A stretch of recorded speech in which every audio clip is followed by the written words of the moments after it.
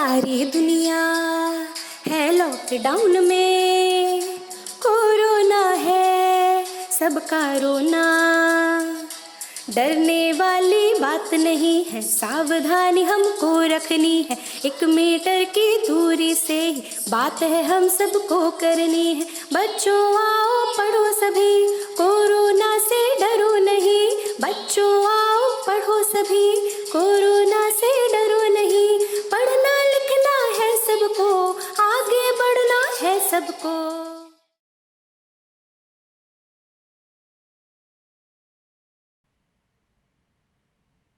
प्यारे बच्चों, मैं ऋचा वाजपेयी अर्थशास्त्र की इस कक्षा में आपका स्वागत करती हूँ। उपभोक्ता के व्यवहार के सिद्धांत के भाग 3 में आपने उपभोक्ता का संतुलन पढ़ा, मांग का नियम, मांग का फलन पढ़ा और विभिन्न प्रकार की वस्तुओं का अध्ययन किया जो आय प्रभाव और वो प्रतिस्थापन प्रभाव से अलग अलग प्रकार से प्रभावित होती हैं। अब उपभोक्ता के व्यवहार के सिद्धांत के भाग 4 में आप जिन जिन बिंदुओं का अध्ययन करेंगे वो है मांग में विस्तार या संकुचन और मांग में वृद्धि या कमी, बाजार मांग, मांग की लोच अथवा मांग की कीमत लोच का अर्थ, मांग की लोच की श्रेणियां, मांग की कीमत लोच को निर्धारित करने वाले तत्व, मांग की लोच तथा कुल व्यय और मांग की लोच का अपवाद, आयताकार, अति परवलय। मांग जो वक्र है वो यह मानकर बनाया जाता है कि वस्तु की कीमतें, उपभोक्ता की आय और अधिमान इत्यादि जो है दिए हुए हैं, अर्थात उसमें परिवर्तन नहीं होता है। पर यदि उनमें परिवर्तन होगा तो मांग में भी परिवर्तन होगा। अब ये जो मांग में परिवर्तन होता है वो 2 प्रकार का हो सकता है। वो या तो एक ही मांग रेखा पे हो या वो मांग रेखा ही बदल जाए। यदि जो है एक ही मांग वक्र पर या मांग रेखा पे उपभोक्ता ऊपर से नीचे या नीचे से ऊपर जाता है तो मांग में इस परिवर्तन को हम मांग में विस्तार या संकुचन कहते हैं। और ये मांग में परिवर्तन किसके कारण होता है? केवल कीमत में परिवर्तन के कारण होता है। और आप ये जान लीजिए, जो केवल कीमत में परिवर्तन होने की वजह से जो ये मांग में विस्तार या संकुचन होता है, जिसमें हम एक ही मांग रेखा में ऊपर से नीचे या नीचे से ऊपर जाते हैं। देखिए, कीमतों में कमी हुई तो हमने मांग बढ़ा दी, हम ऊपर से नीचे चले गए। कीमतों में वृद्धि हुई, हमने मांग ऊपर चले गए, तो वो कीमत जो है ये मांग का विस्तार। तो ये मांग का विस्तार हो गया और ये मांग का संकुचन हो गया। ये घटना अल्पकाल की है क्योंकि कम समय में ही जो है केवल कीमतों में परिवर्तन के कारण ही मांग में परिवर्तन होता है। और एक ही मांग रेखा पे जब हम ऊपर नीचे जाते हैं या विस्तार या संकुचन, ये कैसी अवधारणा है? अल्पकालीन। कैसी अवधारणा है? अल्पकालीन। समय अधिक होगा। अगर समय बढ़ेगा तो उपभोक्ता की आय में भी परिवर्तन हो सकता है, उनकी रुचियों, अधिमान मतलब रुचियों में परिवर्तन हो सकता है, और संबंधित वस्तुओं यानी कि जो पिछले अध्याय में आपने पढ़ा, संबंधित वस्तुएं, स्थानापन्न वस्तुएं, पूरक वस्तुएं, इनकी कीमतों में भी परिवर्तन के कारण अगर मांग में वृद्धि हो जाती, विस्तार और संकुचन कीमतों में परिवर्तन के कारण होता है, उसमें एक ही मांग रेखा पे रहता है। पर अगर मांग में वृद्धि या कमी हो जाए, मतलब पूरी मांग रेखा ही विवर्तित हो जाए, ऊपर हो जाए, मांग बढ़ गई, आय में बढ़ोतरी हो गई, उनकी रुचियों में परिवर्तन हो गया, तो मांग में वृद्धि हो जाए, मांग रेखा ऊपर चली जाए, या मांग में कमी हो जाए, मांग रेखा नीचे, जैसे मांग रेखा ऊपर जा सकती है वैसे मांग रेखा नीचे, उसकी आय में किसी प्रकार से कमी हो जाए, उनकी रुचियों में परिवर्तन हो जाए, तो मांग रेखा नीचे भी आ सकती है। तो ये जो परिवर्तन, जो मांग में वृद्धि और मांग में कमी, मांग उपभोक्ता की आय में बढ़ोतरी या उपभोक्ता की आय में कमी या अधिमान में कमी या बढ़ोतरी, इन सब के कारण जो मांग रेखा ऊपर से नीचे या नीचे से ऊपर जाती है, मतलब मांग रेखा विवर्तित हो जाती है, ऊपर चली जाती है या नीचे आ जाती है, उस खिसकने को मांग में वृद्धि या कमी कहते हैं। और ये कब होता है? इसके लिए लंबा समय चाहिए, ये अल्पकाल में संभव नहीं है। रुचियां, आय, ये सब परिवर्तन के लिए लंबा समय चाहिए, इनके लिए दीर्घकाल का समय चाहिए, इसलिए ये दीर्घकालीन अवधारणा है और ये अल्पकालीन अवधारणा है। ओके, ये तो हो गई एक व्यक्ति की मांग। अभी तक तो जितनी भी आपने पढ़ा है, एक ही उपभोक्ता की मांग वक्र, मांग नियम, मांग का नियम, मांग फलन, ये सब एक उपभोक्ता की बात है। पर किसी एक वस्तु की कीमत, किसी भी एक वस्तु की मांग केवल एक उपभोक्ता नहीं करता है। वास्तव में किसी भी वस्तु की मांग अनेक उपभोक्ता करते हैं। किसी वस्तु के लिए एक विशेष कीमत पर बाजार मांग सभी उपभोक्ताओं की सम्मिलित मांग का जोड़ होती है। किसी भी वस्तु को जब अनेक लोग मांगते हैं, या कह सकते हैं कि अनेक व्यक्तियों की मांगों के योग को हम बाजार मांग कह सकते हैं। अनेक व्यक्तियों की मांग वक्रों के योग को, मांग वक्र के योग को हम बाजार मांग वक्र कह सकते हैं। ठीक, ये इसमें यही दिखाया है कि देखिए, जैसे मान लीजिए एक ए व्यक्ति है, इसकी ये मांग थी, मांग की मात्रा इस कीमत में परिवर्तन के कारण। बी व्यक्ति की ये मांग की मात्रा थी, इनका योग ये हो गया। उसी तरह जब कीमतों में परिवर्तन हुआ तो इनकी जो ये मांग ये हुई और इनकी मांग बी की बढ़ की, तो ये कुल मांग इनकी पूरी बाजार की मांग ये हो गई। कहने का तात्पर्य ये है कि जैसे मान लीजिए हम अपना स्वयं का खरीदारी करते हैं तो वो हमारी व्यक्तिगत मांग हो गई, पर हम जैसे A B C D E F तमाम, मतलब कहने का मतलब तमाम लोगों की जब मांगों का जो योग होता है, जो जोड़ होता है, उसी को हम बाजार मांग कहते हैं। बाजार मांग का मतलब हुआ व्यक्तिगत मांगों का योग, व्यक्तिगत उपभोक्ताओं की मांगों का योग, व्यक्तिगत मांग तालिकाओं का योग, ए बी सी डी, एक से अधिक कितने भी लोग हों उनकी मांग तालिकाओं का योग जो है बाजार मांग कहलाती है। और उनकी व्यक्तिगत मांग वक्रों का जो के योग से जो रेखा बनती है, व्यक्तिगत मांग तालिकाओं के योग से जो रेखा बनती है, वो कह सकते हैं कि वो बाजार मांग रेखा है। व्यक्तिगत मांग तालिकाओं के योग से जो रेखा बनी उसको हम बाजार मांग रेखा कह सकते हैं। ठीक, तो ये आपका हो गया बाजार मांग। अभी तक आपने जो पढ़ा वो पढ़ा कि जो है मांग की कीमत, मांग का नियम क्या है, मांग का नियम क्या है, मतलब मांग का नियम ये बताता है कि जब कीमतों में परिवर्तन होगा तो मांग में परिवर्तन होगा। ठीक, पर अब आपको ये पढ़ना है कि जो मांग में, ठीक है ये बात सही है, कीमतों में परिवर्तन होता है तो मांग में परिवर्तन होता है, पर कितना होगा, ये परिवर्तन हम कैसे ज्ञात करेंगे कि कीमत में परिवर्तन हुआ तो मांग में परिवर्तन कितना होगा। इसको जब हम परिवर्तन का की गणना करते हैं तो हमें किस कॉन्सेप्ट को समझना पड़ता है, मांग की कीमत लोच मतलब होता ही है परिवर्तन। तो कीमत में परिवर्तन से मांग में परिवर्तन कितना होगा, इसको हम मांग की कीमत लोच के अंतर्गत पढ़ते हैं। अब ये जो कीमत में परिवर्तन से मांग में परिवर्तन होगा वो विभिन्न वस्तुओं की प्रकृति के हिसाब से अलग अलग होता है। कुछ वस्तुओं पर कीमत में परिवर्तन से मांग में परिवर्तन ज़्यादा हो जाता है, कुछ वस्तुओं में कीमत में परिवर्तन से मांग में परिवर्तन कम होता है। उस आधार पर मांग की कीमत लोच की तमाम श्रेणियाँ हो जाती हैं, है ना। तो अब इसमें अब आप पढ़ने जा रहे हो कि मांग की कीमत लोच का अर्थ क्या है और मांग की कीमत लोच की श्रेणियाँ क्या है। सबसे पहले मांग की लोच का अर्थ समझिए। मांग की लोच कीमत में थोड़े परिवर्तन के कारण मांग की मात्रा में होने वाले परिवर्तन की माप है। मांग का लोच क्या ज्ञात करता है, कीमत में परिवर्तन से आपकी मांगी गई मात्रा में कितना परिवर्तन हुआ। सूत्र रूप में कहें तो elasticity of price is equal to वस्तु की मांग में प्रतिशत परिवर्तन बटे वस्तु की कीमत में प्रतिशत परिवर्तन। इसको हम जरा विस्तार से ऐसे भी कह सकते हैं कि delta Q upon Q into 100, delta P upon P into 100। ठीक, तो वस्तु की मांग में प्रतिशत परिवर्तन और वस्तु की, भाई प्रतिशत परिवर्तन कैसे ज्ञात करते, मांग की मात्रा में प्रतिशत परिवर्तन बटे पूर्व मात्रा और कीमत में प्रतिशत परिवर्तन बटे पूर्व कीमत, इनका प्रतिशत ज्ञात करके ज्ञात करते हैं। ठीक, अब जैसे मान लीजिए तीन स्थितियां हो सकती हैं। जैसे मान लीजिए किसी वस्तु की कीमत में 10% परिवर्तन हो और उसकी मांग में 20% परिवर्तन हो, तो मांग की लोच कितनी आएगी, मांग की लोच आएगी 2, आएगी कि नहीं आएगी। अब इसको हल करिए, 2 आएगी।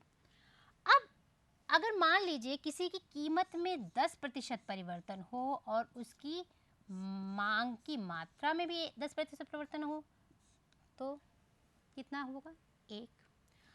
अगर मान लीजिए किसी की कीमत में 40% परिवर्तन हो पर उसकी मांगी गई मात्रा में केवल 20% परिवर्तन हो तो आएगा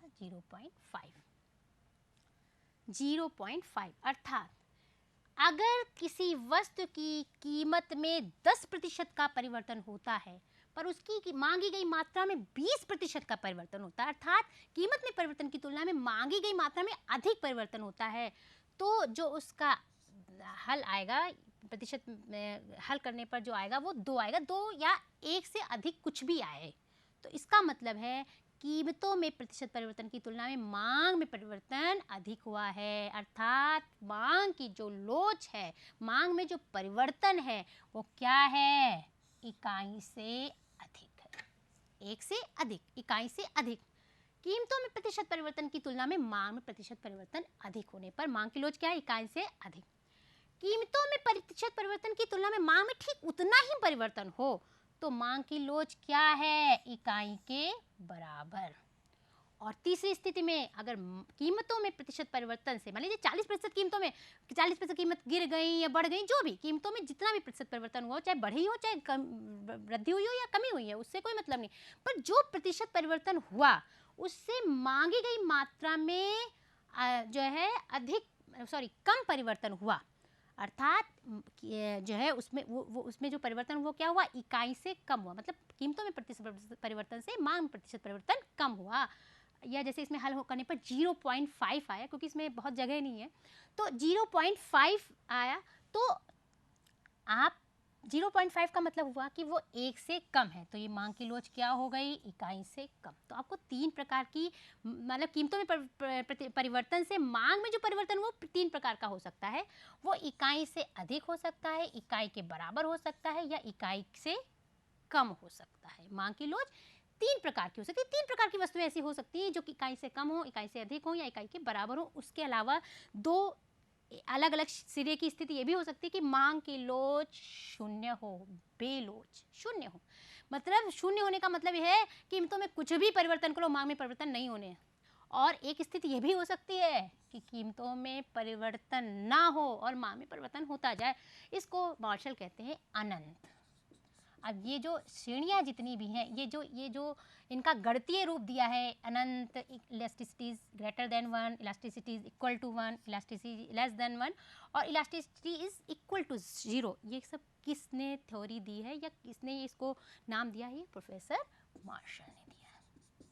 ओके, तो मार्शल ने इनको अनंत और elasticity is greater than 1, elasticity is equal to 1, elasticity is less than 1 और इलास्टिसिटी इज इक्वल टू 0, ये नाम दिया है।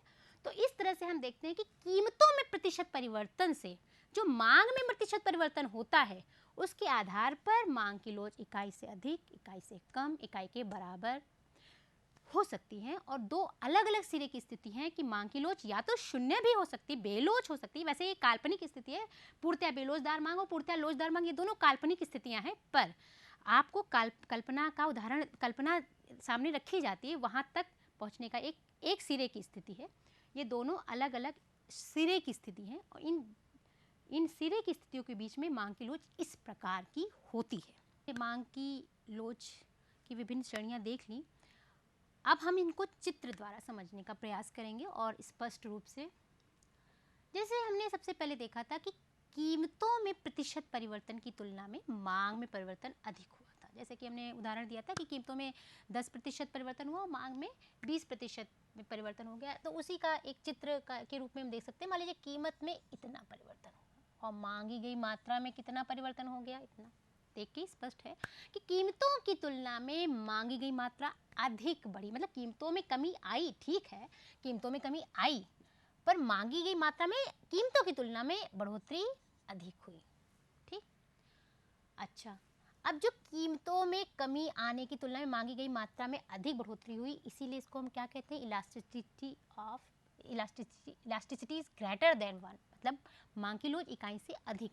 अब ये मांग की लोच इकाई से अधिक किन वस्तुओं की होती है? हमने आपको प्रारंभ में ही बताया था कि लोच असल में विभिन्न वस्तुओं के लिए अलग अलग होता है। तो ये जो मांग की लोच इकाई से अधिक होता है वो किन वस्तुओं के लिए होती है? विलासिता की वस्तुओं की होती है। विलासिता की वस्तुएं जैसे एसी, कार, मतलब जो हमारे लिए ज़्यादा विलासिता वाली वस्तुएं हैं उनकी मांगों में ऐसा होता है कि कीमतों में थोड़ा परिवर्तन आता है और उनकी मांग में बहुत ज़्यादा परिवर्तन हो जाता है। जैसे कार वगैरह के दाम क्या लाखों में थोड़ा ना कम होते हैं, वो अक्सर करके जैसे कुछ होता है कि उनको अपना एडवर्टाइजमेंट करना होता है, ये कारों की बिक्री बढ़ानी होती है, तो वो 5-10 हज़ार, 20 हज़ार, 25 हज़ार, पर वो 10 लाख की कार है, उसमें 25 हज़ार देखा जाए तो बहुत थोड़ा है, पर उस 20 या 25 हज़ार के लिए या कभी कभी इंश्योरेंस फ्री कर देते हैं, तो इस तरह के 10-20 हज़ार रुपये के खर्चे पर भी उसकी मांग में बहुत बढ़ोतरी हो जाती है। ऐसा क्यों? क्योंकि वो एक विलासिता की वस्तु है और विलासिता की वस्तुओं की मांग इकाई से अधिक लोचदार होती है। ठीक, दूसरी तरह की वस्तुएं होती हैं आरामदायक वस्तुएं। आरामदायक वस्तुएं जैसे मान लीजिए पंखा है, हम इसको आरामदायक वस्तु कह सकते हैं। आप आज के ज़माने में कह सकते हैं कि कूलर है, उसको भी हम आप आरामदायक वस्तु कह सकते हैं, जिससे आपको आराम मिल दे। आरामदायक वाली वस्तुओं की जो मांग की लोच होती है, उसकी प्रकृति क्या होती है? वो इकाई के बराबर होती है, मतलब कीमतों में परिवर्तन के ठीक अनुपात में मांग में भी परिवर्तन होता है। जैसे कि कीमतों में मान लीजिए इतनी कमी हुई और मांग में ठीक उतनी ही बढ़ोतरी हो गई। कीमतों में परिवर्तन के अनुपात में जब बिल्कुल ठीक, मान लीजिए कीमतों में 10% का परिवर्तन हुआ और मांग में भी 10% की बढ़ोतरी हो गई, तो ऐसी कीमतों, ऐसी मांग की लोच क्या कहलाती है? इकाई के बराबर मांग की लोच। ठीक, और ऐसी वस्तुओं का उदाहरण क्या है? आरामदायक वस्तुएं, जैसे पंखा है और फोन है, या जो भी आप जिससे भी आपको आराम मिले, वो आरामदायक वस्तुएं, जिससे आप कार्य को सरलता से कर सके, है ना, तो वो आरामदायक वस्तुएं।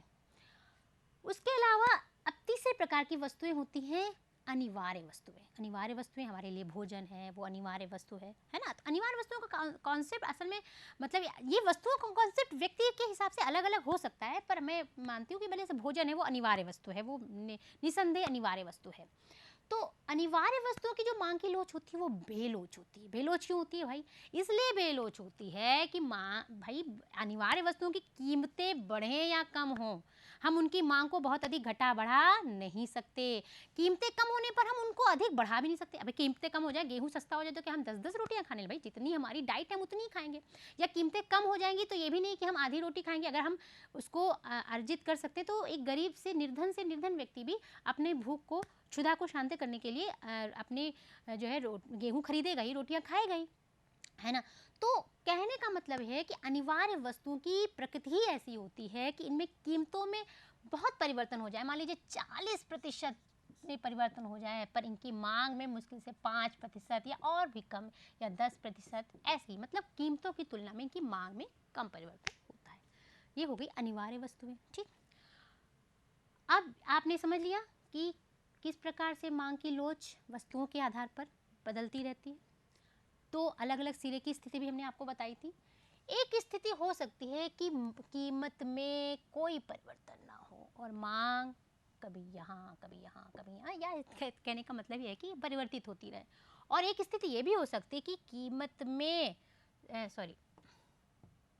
कीमतों में परिवर्तन हो और मांग में कोई परिवर्तन ना हो। एक ये भी स्थिति हो सकती है कि कीमतें बढ़ रही हैं, घट रही हैं, पर मांग में कोई परिवर्तन नहीं हो रहा है।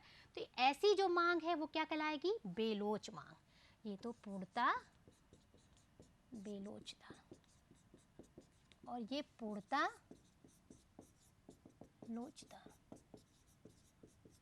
ठीक है, इसको तो आप जानते ही हैं, इकाई से अधिक लोचदार मांग, इकाई के बराबर लोचदार मांग और इकाई के से कम लोचदार मांग।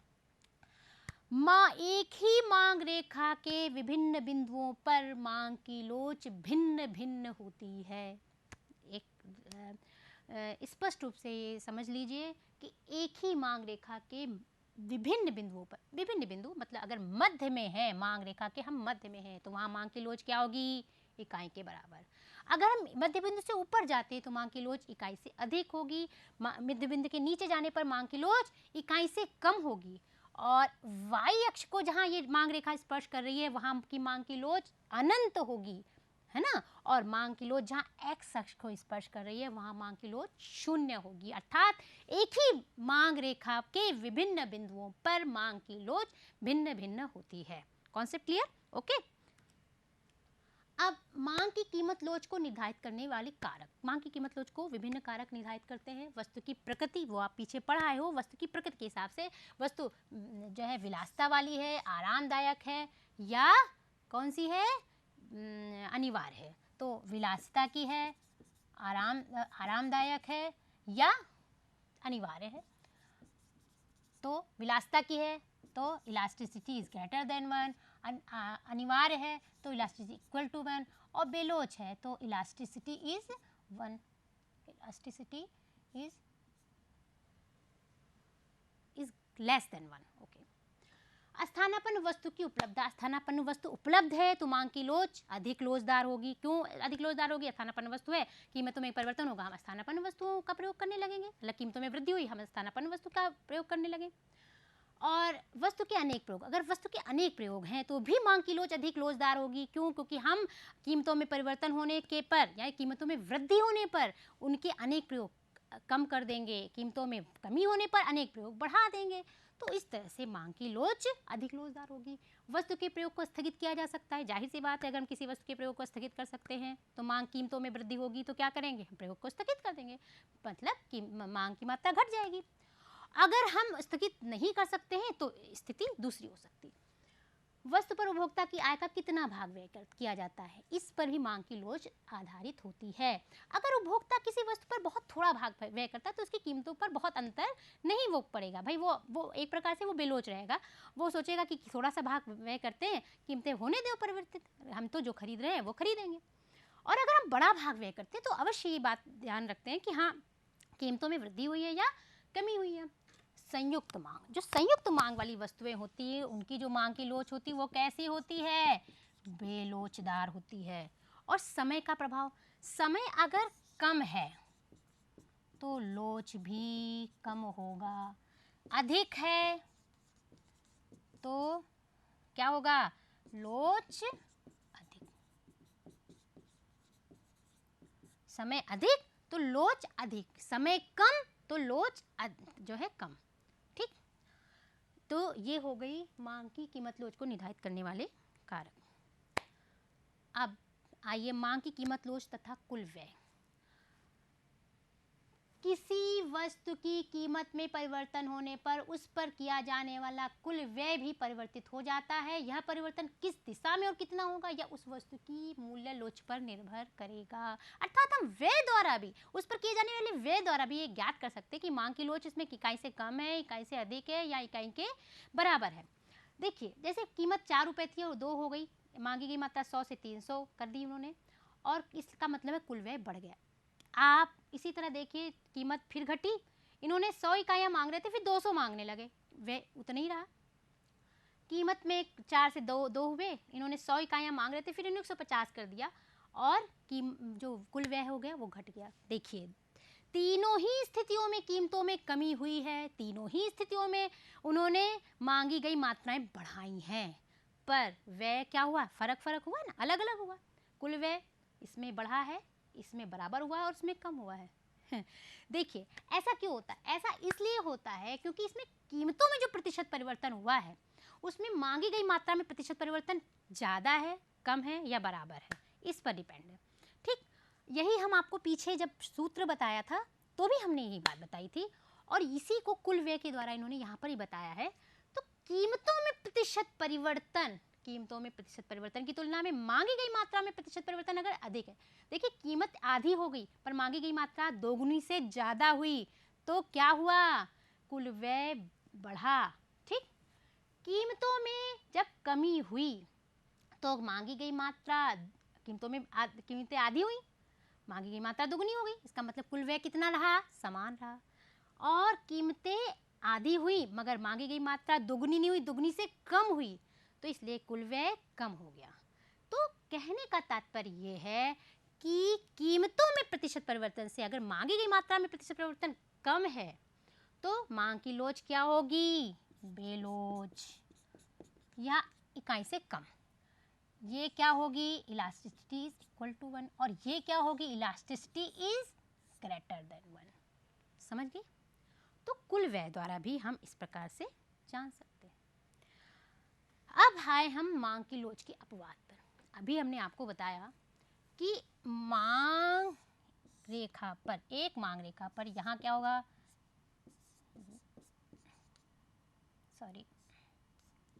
ठीक, मतलब एक ही मांग रेखा पर मध्य बिंदु में मांग की लोच इकाई के बराबर, मध्य बिंदु के ऊपर मांग की लोच इकाई से अधिक और मध्य बिंदु के नीचे मांग की लोच इकाई से कम होती है। अभी बताया।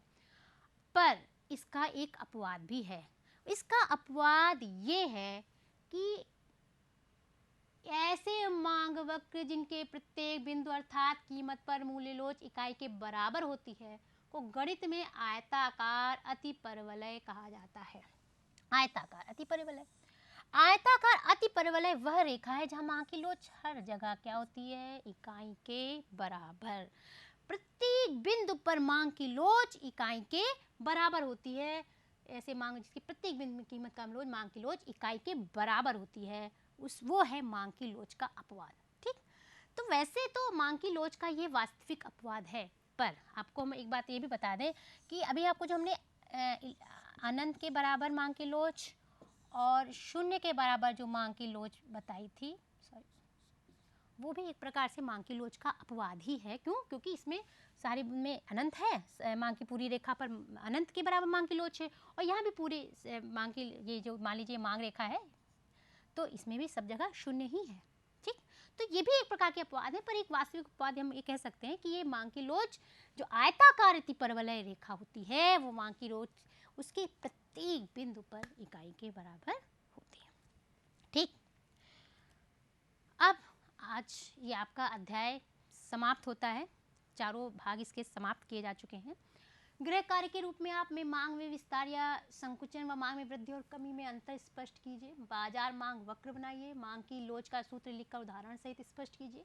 मांग की लोच की श्रेणियां चित्र द्वारा स्पष्ट कीजिए और मांग की लोच को कुल व्यय द्वारा किस प्रकार ज्ञात किया जा सकता है, आप ये अभ्यास कार्य कीजिए।